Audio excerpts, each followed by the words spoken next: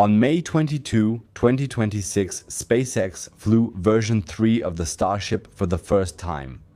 And at the end of this flight, there was a single sentence from Elon Musk on X that was more important for the entire program than anything else that happened that day. Not a single heat shield tile burned through. Anyone who has followed Starship over the past 2 years knows why this is perhaps the greatest milestone of the entire program. The booster was lost, hit the water hard, and exploded. On the upper stage, one engine failed.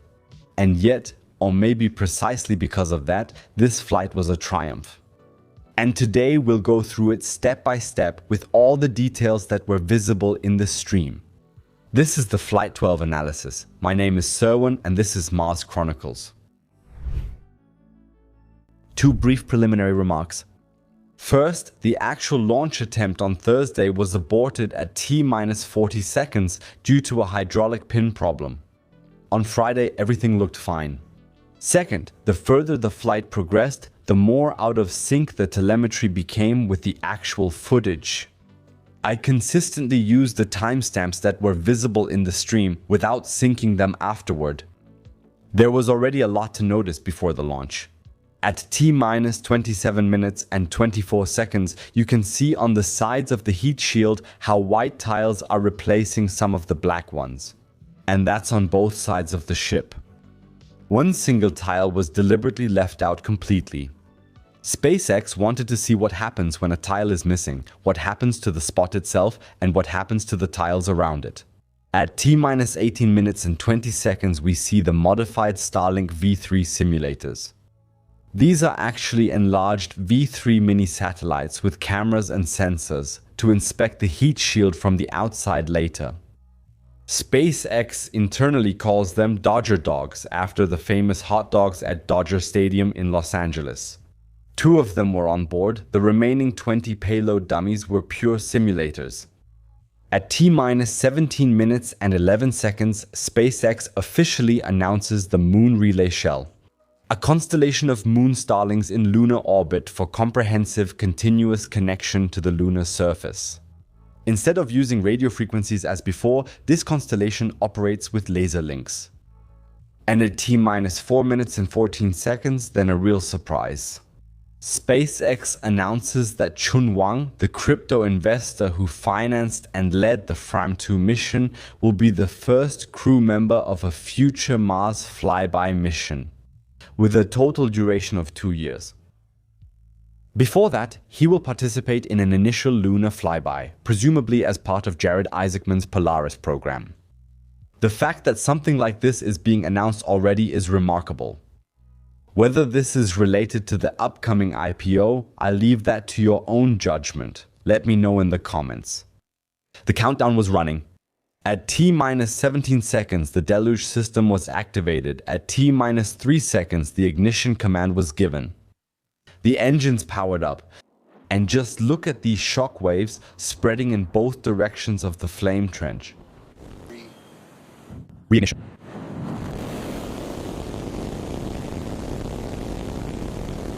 Until next time.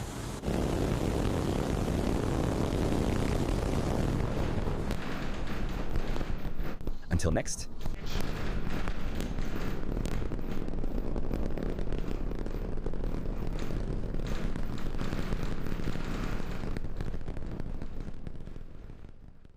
Breathtaking. A small technical detail about that.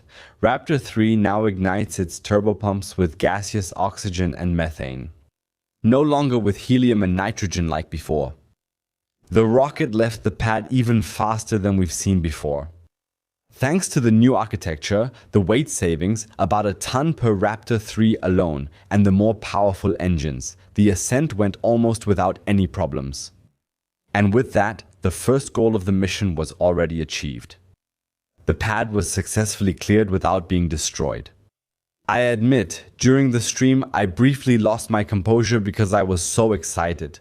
If you listen closely in the seconds after launch, you can hear a metallic sound. That's the sound of the Raptor engines distorting. At T plus 36 seconds, you can see one of the mentioned hot tiles on the far right of the image. At T plus 1 minute and 42 seconds, one of the 33 booster engines failed. Because of the engine out capability, this isn't really a problem. Especially not at this stage, but as we will see in a moment, it did have an effect in the end. Despite the failed engine, hot staging, that is, stage separation, took place as planned at T plus 2 minutes and 23 seconds. The 3 central engines plus 2 additional ones from the middle ring kept firing, while the remaining 27 were shut down sequentially. Unlike with V2, by the way, no interstage ring is jettisoned with V3 anymore. The 6 upper stage Raptors ignited and pushed the ship toward orbit while it was still attached to the booster. Separation occurred at T plus 2 minutes and 32 seconds. And then you can see in the lower left of the image how the booster's engines suddenly start acting crazy. In the synchronized slow motion version, you can see how the engines of the central ring start to ramp up as planned. Then some of them fail. Some of the outer ring engines ignite, and some of those also fail. And at T plus 2 minutes and 39 seconds, an energetic event occurs. An explosion in which several engines fail at the same time. Analysts in the community have now pinpointed this quite precisely. It is likely that a single central engine, E5 or E6, suffered an energetic failure and took about 16 of its neighbors with it. That's the downside when you don't have a protective shield between the engines. An exploding engine can take half the whole setup down with it. The failure causes a strange configuration of only 5 engines to fire at T plus 2 minutes and 41 seconds instead of the planned 13. But even these 5 fail at T plus 2 minutes and 49 seconds, and the booster falls back uncontrollably. Why SpaceX uses this hot staging method and what problems it brings, I've explained in detail in a separate video. Of course, it's linked below. Before we follow the ship, which now becomes the real star of this flight, a quick note to you. If you like this second-by-second analysis, hit hype if you have it right now. And a like, subscription, or comment helps the channel a lot. Especially with such a new video. Thank you, let's continue. While the booster is turning, you can see the upper stage's engine flames on its side. Some people in the community assume that the flip happened in the wrong direction. But we can't really verify that at this point. Meanwhile, the ship kept firing until at T plus 3 minutes and 3 seconds, one of the 3 vacuum Raptors failed. At T plus 3 minutes and 9 seconds, you can also see a small explosion here. But the ship was not impressed by that. The broadcast switched back to the split view, and the booster stabilized itself even without any propulsion. The plan was for a soft splashdown in the Gulf of Mexico anyway, not a tower catch. But instead of a soft one, it was now facing a hard splashdown. But about 5 minutes after launch, the booster hits the denser layers of the atmosphere. This is noticeable by the vibration of the engine nozzles. It's impressive how the low center of gravity of the booster and the grid fins alone are enough to let it return correctly aligned. After 6 minutes and 10 seconds, the booster tried to ignite its engines again. That didn't work. There was another explosion in the engine compartment. And at around 6 minutes and 21 seconds, the booster crashed into the water at over 1,450 kilometers per hour. Telemetry showed seconds later that one of the engines was still firing. According to SpaceX, some engines ignited, but not successfully. We'll probably only get more detailed information before the next flight. The booster's primary mission was thus accomplished. The secondary mission was not. SpaceX will make improvements here. Meanwhile, the ship kept firing without hesitation. At T plus 7 minutes 35, we got this view into the engine bay. All functioning engines are iced over, only this one vacuum Raptor on the right in the picture is not. Additionally, the inside of the skirt and the outside of the vacuum Raptors on the side of the sea level optimized engines were glowing intensely. I'm not sure if that's intentional. The remaining engines kept firing anyway. Engine cutoff was actually scheduled for T plus 8 minutes and 11 seconds. But because of the failed engines, the upper stage fired longer, until T plus 9 minutes and 12 seconds. First, the 2 vacuum Raptors shut down. 5 seconds later, the remaining 3. Easy to see at T plus 9 minutes 24. An interesting detail here. On the ship, you can see a white tile that has already been damaged. From here, the ballistic flight phase begins. The test tiles on the back of the control surface at T plus 9 minutes 48 were in almost perfect condition. During this coasting phase, you could repeatedly see the attitude control thrusters firing, which brought the ship into alignment for payload deployment. At T plus 14 minutes 52, the Earth can be seen in the background with a dramatically glowing cloud formation at sunset. We definitely have the most beautiful planet by far. At the 16-minute mark, Starship reached the night side of the Earth. At T plus 17 minutes and 41 seconds, the first glimpse into the payload bay, right as the Starlink hatch opens. At that time, the ship was at an altitude of 185 kilometers and was still ascending. At T plus 17 minutes and 52 seconds, we see the ship from the outside through one of the control surface cameras. It almost looks like someone is home. By the way, directly under this dome in the cargo section is the methane tank. The first movement happened at T plus 19 minutes and 16 seconds. Then the more powerful motors of the PEZ dispenser, the ejection mechanism, kicked in and ejected the first simulator at T plus 19 minutes and 40 seconds. This was followed by 19 more satellite dummies, all deployed perfectly, significantly faster than on previous flights. Then came the 2 dummies with cameras. They said we would only get the images afterwards, but SpaceX showed the footage of the departing Dodger dogs already at T plus 37 minutes and 32 seconds.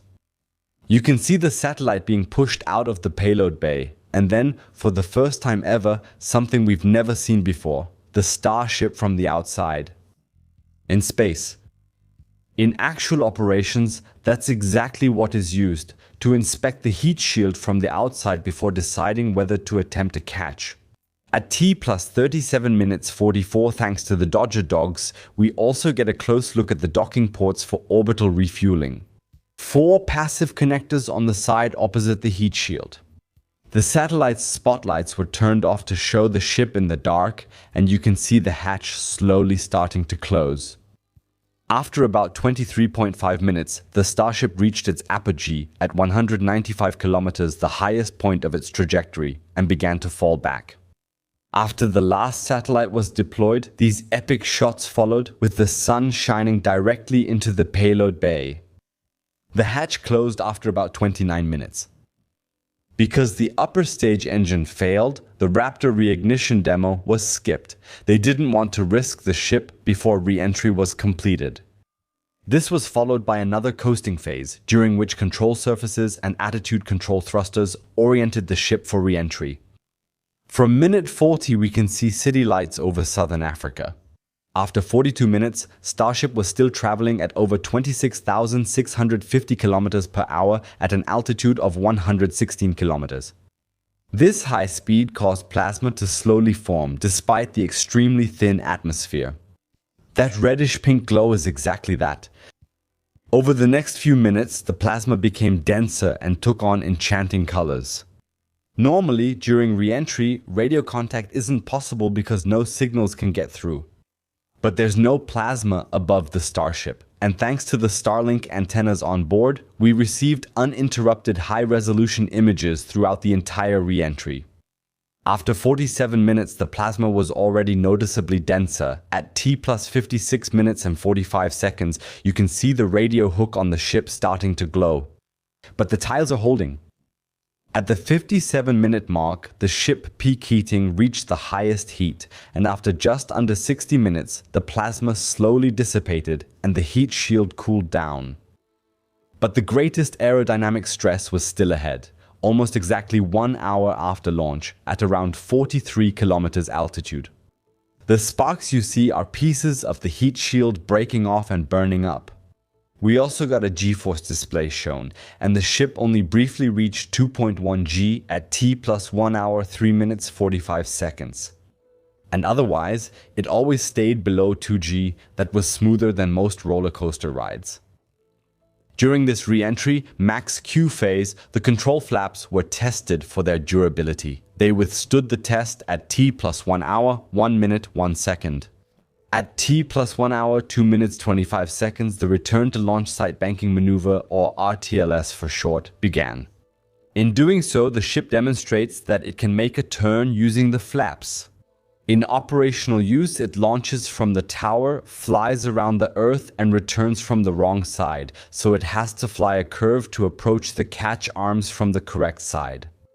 You can see this J-curve beautifully in the time-lapse, how the flaps move and the ship responds directly. After 1 hour and 4 minutes, Starship was traveling at subsonic speed again and began the final landing sequence, the belly flop. It fell like a skydiver straight toward the target. After 1 hour and 5 minutes, the final rotation to align correctly with the simulated catch tower began. Normally, the upright maneuver starts with 3 engines, but because of the engine problems, SpaceX attempted it with only 2. At T plus 1 hour 6 minutes plus 10607, the landing ignition began. The ship straightened up. And we got this incredible perspective from a drone that was waiting in the middle of the Indian Ocean. One of the 2 engines was shut down, and in the last few meters, the ship approached the water surface with a single engine. Then there was this perspective from a buoy on site. SpaceX cut back to the drone, the ship stood upright for a moment, tilted slowly, and hit the water. A big explosion followed, as expected. From this drone perspective, the heat shield was clearly visible before the ship exploded. Shaken, yes, but without any major damage. Elon Musk later confirmed on X that not a single tile burned through. And that's exactly one of the biggest milestones of the entire Starship program so far. The SpaceX employees went absolutely wild, and we in the live stream were just as beside ourselves.